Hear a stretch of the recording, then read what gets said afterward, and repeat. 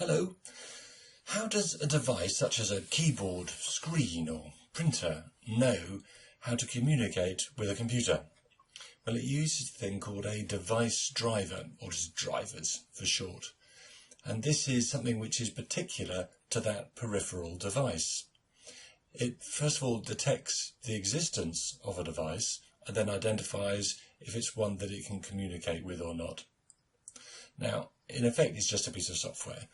And I'm defining a piece of software here as a group of lines of programming code that do a particular job. Let's have a look at an example. There's my computer and there's my printer.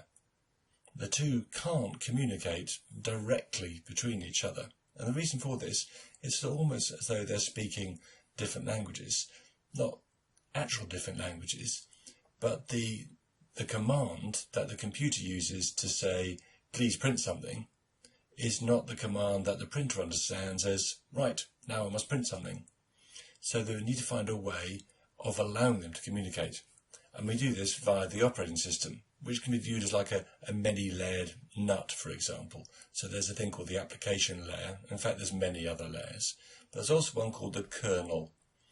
And the kernel, as in the kernel of a nut, but the kernel manages the resources of the system, how much time should be spent on each task.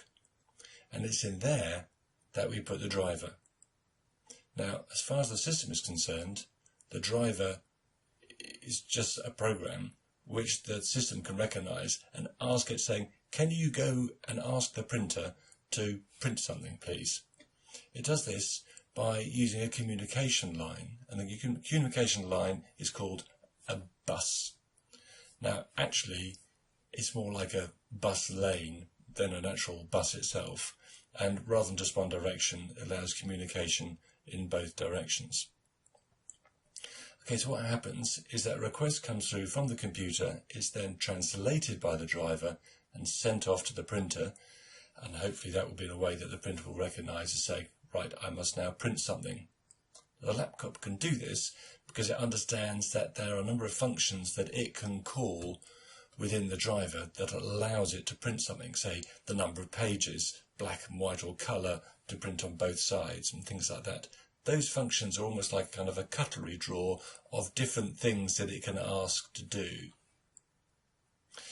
So the driver says, okay, I'm going to translate that request into a language that the printer understands, and then sends it off. We've been looking at device drivers. Thank you for listening.